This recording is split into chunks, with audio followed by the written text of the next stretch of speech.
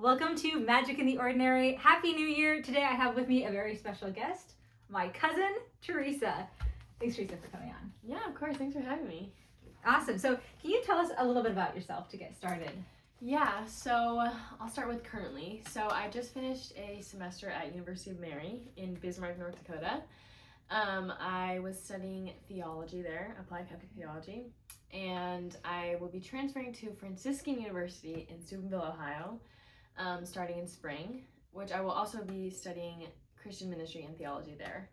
I will be playing my last year of soccer there as well, and so hopefully I'll finish a year from now, actually. So we'll see what happens, but that's kind of where I'm at now. So yeah. Awesome. Wonderful. So one of the things I really appreciate about you is you go for your dreams. Like I've seen that with soccer. I've seen that with you getting your master's. And so I wanted to start with asking you, for someone who really wants to go for their dreams, who wants to pursue something in life, what do you think is important and what has helped you? I think for me personally, in my experience, first of all, bringing things into prayer, big one. Because at the end of the day, it's not our plan, it's like God's plan. That's true. So just kind of also being open to like all realities and all possibilities, because like at the end of the day, like you could hope for something and it like might not be in the cards for you, you know what I mean? So yeah, just kind of being open to whatever is in store for you, but like just bringing your desires, like the desires of your heart, to like the feet of Jesus and just being like, hey, like this is like really what I want, and he knows that, but just like bringing that to him like really can just bring that to life. So definitely openness as well, and yeah, lots of like reflection and just listening to your like the movements within your heart, like your soul type of thing. And also like ask for signs, like that's a big thing too, because you know, praying novenas and stuff like that, like this is real stuff, like it'll actually like happen. So just like keeping your eyes and ears open and just like reflecting on everything is like just a really big part. Like the internal part is like a really big thing. So. Have you done that, asking for signs? Yes, I do a lot actually. I think that's scary because then you're like, what if I don't get one? Yeah, and sometimes I'm like, wait, was that the sign? I'm like, actually, no. I'm like, let me send another one. So like in prayer, being really specific is like actually helpful. So, but a lot of my friends have like prayed novenas and stuff and like asked for, you know, receiving roses and stuff like that. And it's just kind of like crazy actually how he like actually answers. You get roses. Like, I'm so scared. What's the answer?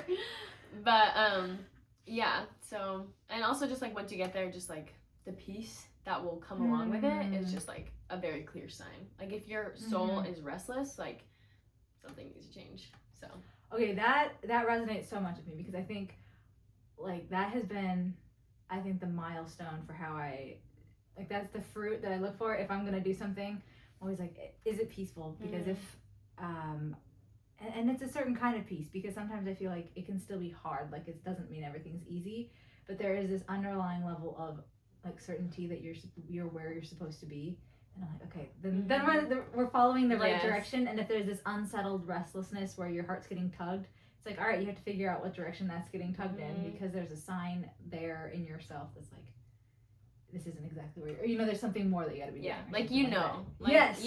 You know. Yes. If you know. And then like sometimes I think if you try to ignore it, it just gets worse. Yes, like, it just gets bigger. I'm like, you're like, now I'm really not. Are you kidding me? I was struggling. No, Yeah. that's really cool though. So, okay, how do you deal with setback then? If you go after something goes wrong. I think first I definitely like let myself go through the emotions type of thing. Because if I just try and like, you know, suppress it, it just never comes out very well. But if I just like, you know, sometimes you just, you know, God made tears, so let them come out. Like, it's okay. Like, it's totally normal, and it's like a good release too. And it's just like being sad and like grieving properly, like that's your process of being able to like let things go. It's like feeling that sorrow and being able to like have space for that, so you can also like allow the joy to come in when, you know, things change. So there's like a place for both of those two things. And then after just like feeling the emotions, like kind of just settling in the reality of the situation and being like, you know, what's true, like what's being clouded by my emotions type of thing. Yeah.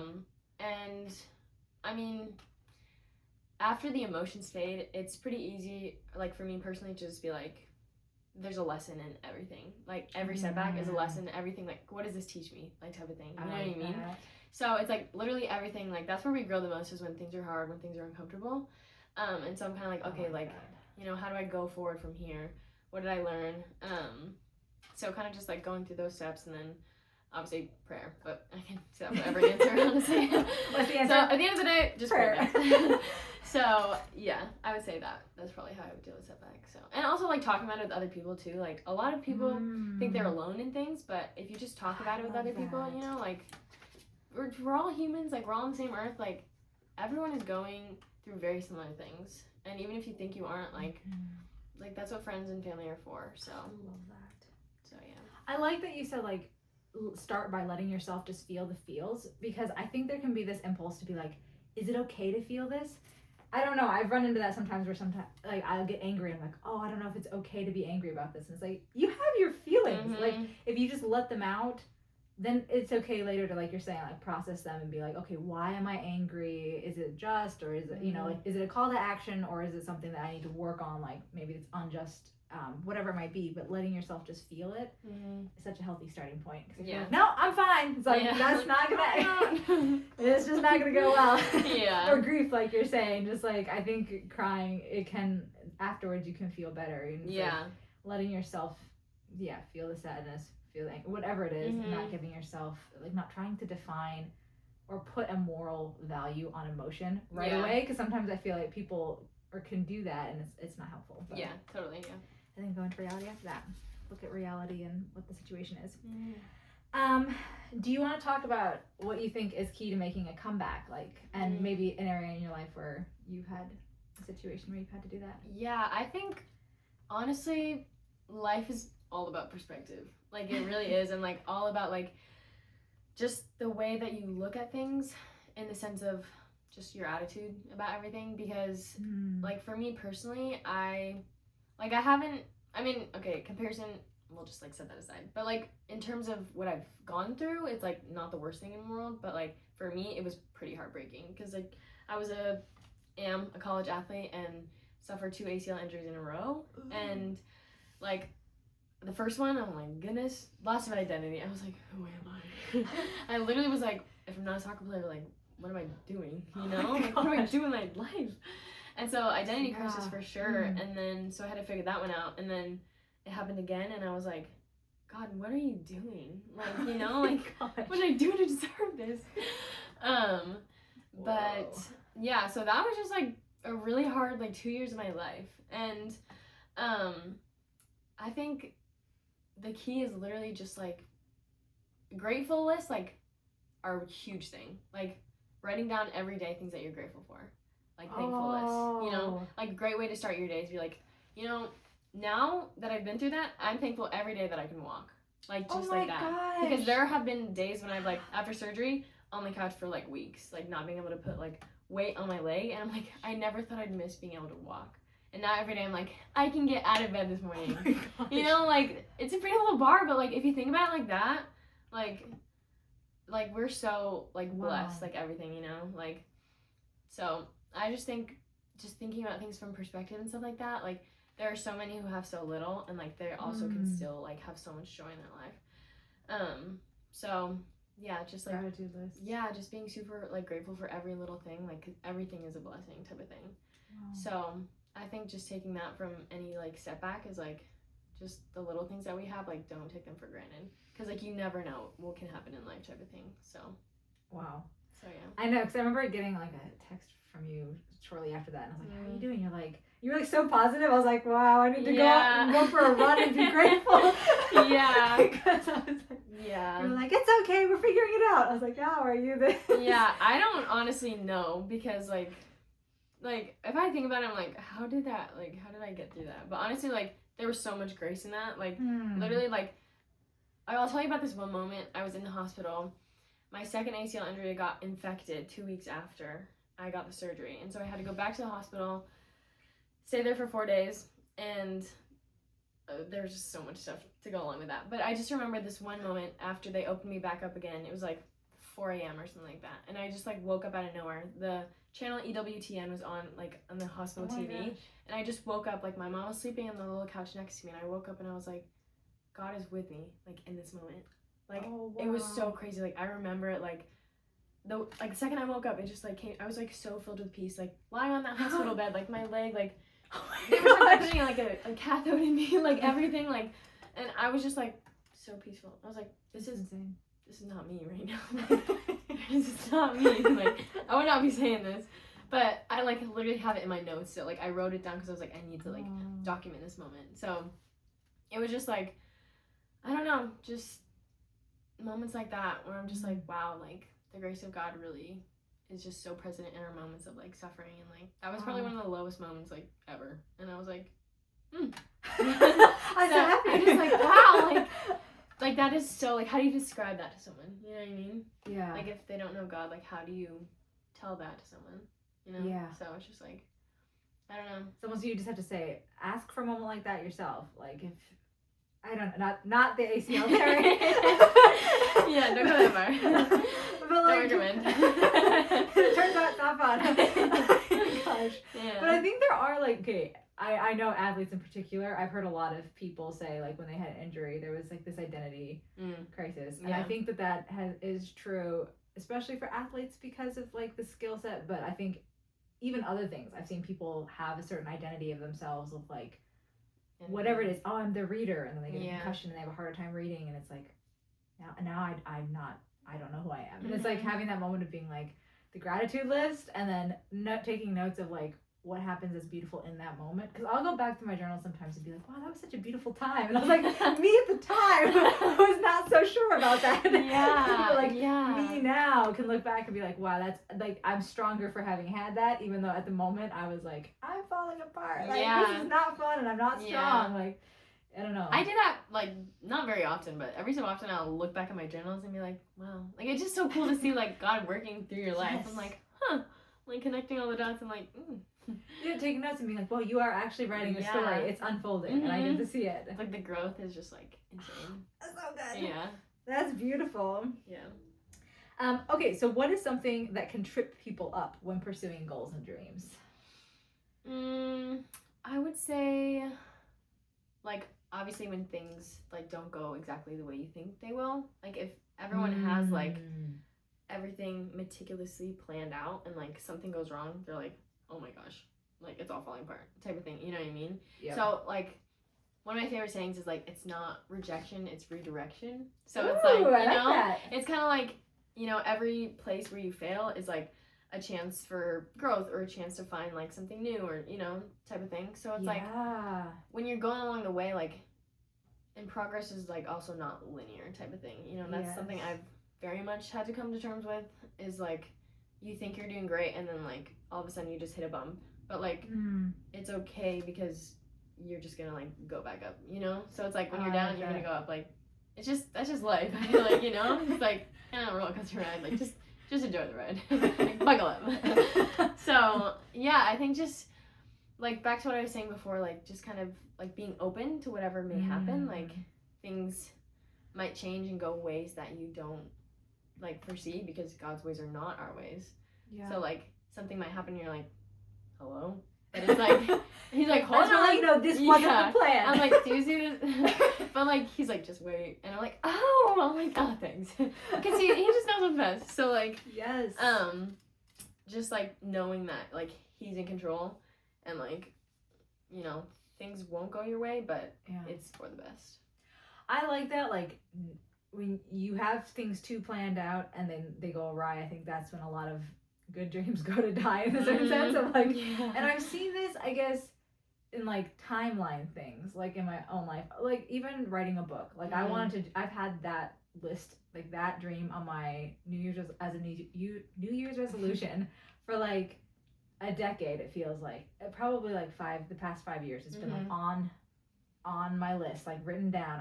I'm gonna publish a book this year, and it hasn't happened because it's like, oh, okay, I got rejected from this publisher, or I didn't feel right about this option, and I was trying to figure it out. And so I think some people are like, like it's not happening, what's going on. But if like that whole process of being like, I have my own plan for the timeline, sometimes it just doesn't happen that way. And then it does happen finally, and you're like, oh, that actually all works out. Who knew? Wow. That's cool. Yeah. But as long as there's like some kind of grit or fortitude that you need, if it's like this, I want this now, and maybe that's not now isn't the time. There's a different lesson or a different dream that's pursued. So I don't know, that kind of letting go of how we want the dream to come about, because sometimes it will come about in a way that I did not foresee happening. Yeah. Like, okay. And then I was like, wait, that's actually so much better. Yes. I'm like, great idea. I know. I'm always like, who knew? Yeah. Omnipotent. Yeah. All-knowing God. All-knowing, all good. All loving. Oh my goodness. So like, Yeah. the fact I'm surprised about how well this plan worked out just shows, something about me. But so Yeah, totally. yeah. No. And like, I totally wouldn't recommend this, but like, I have never had like a solid plan for my life, like at any point in time. Like, I have decided to go to like my schools that I've attended probably like a few months before I like moved there. So like, I don't know, I don't want to like get in trouble. I'm not gonna recommend this to the viewers, but like, I find it like, in life I've been like, oh my goodness, I have no direction, like what am I doing in my life? People ask me, oh, what do you want to be when you grow up? I'm like, I don't know, but like, I always thought that was such a bad thing, but one day I had a realization. I'm like, hold on, like that's actually such a huge blessing, because I don't have to let go of any plans. And I'm just like, oh my gosh, God, like, what do you want me to do? And he's like this. I'm like, okay. So I just like go over here. I'm like, oh, I'll move to North Dakota. Oh, okay, actually we're going to Ohio. Like, type of thing. So I'm like, just like, That is true. So yeah. I was like, you seem really chill about moving to like wherever you're supposed to go. Yeah. I get like attached to places, but you're like, okay, I lived on the beach for 4 years. Now I'm in the middle of North Dakota. Okay, I'll pack all my things into my car and just drive over to Ohio now. Yeah. Like, okay, we'll just keep going further. Oh, but it's beautiful having that like ability to let go. Yeah, it is actually a huge blessing. So yeah. I now proudly say I have no idea what I'm doing with my life. And they're like, okay. I'm like, yeah. So what's your 5-year God plan? bless you. I'm like, I don't know. Ask him.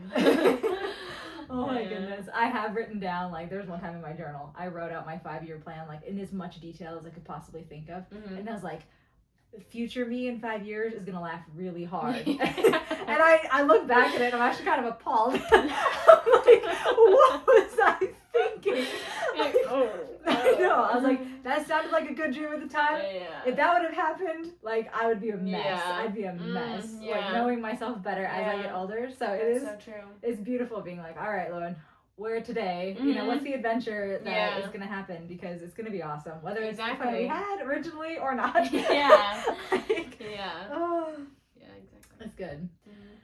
Do you want to share a little bit about community? Because that's a big piece of things. And what should people do if they maybe feel lonely sometimes?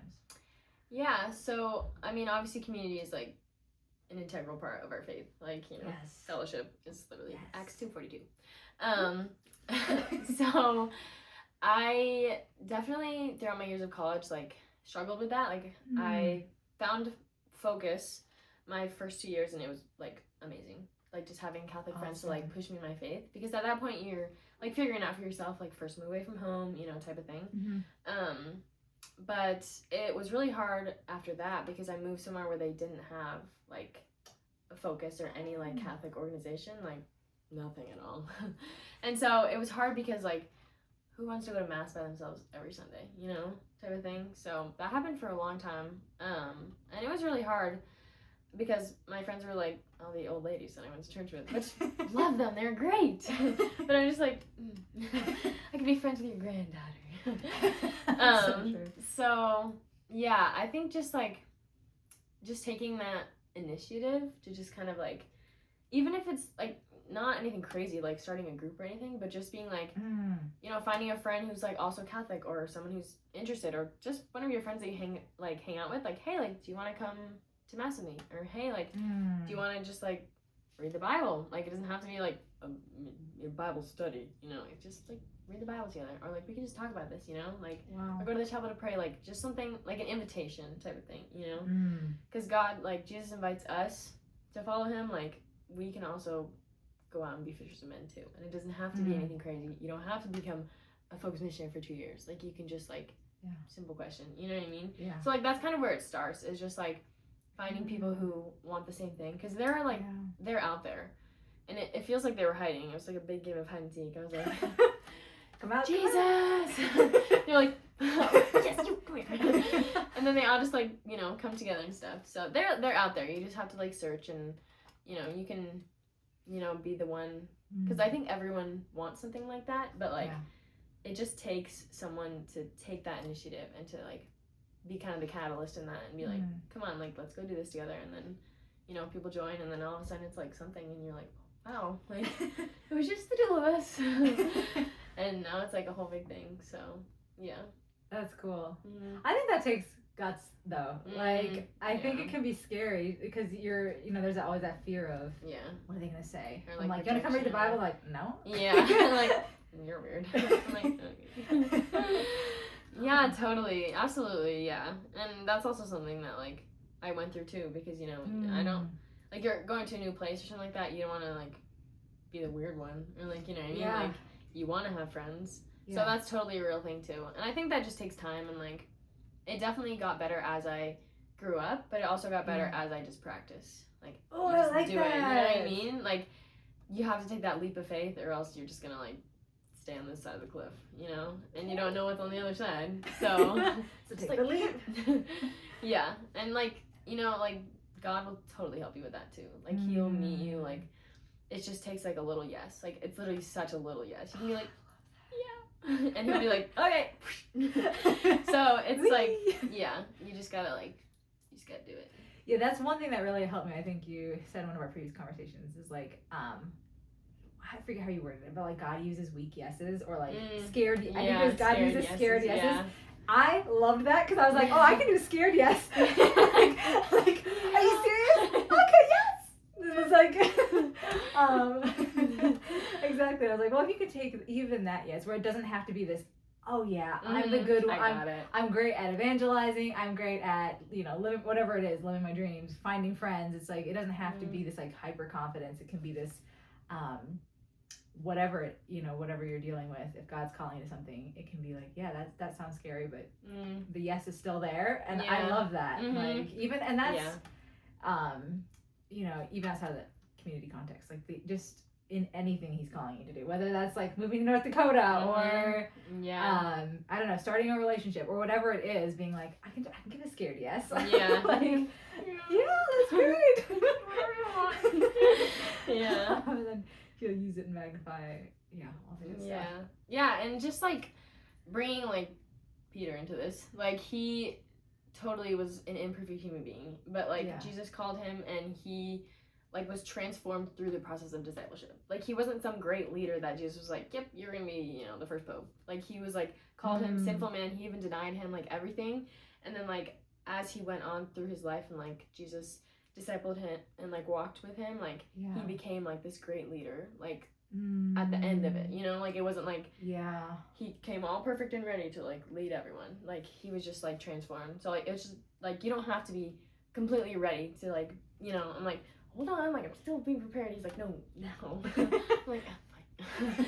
So it's just, like, you don't have to come, like, perfect. Like, you know, you won't come perfect. So, like, just accept it. Like, no.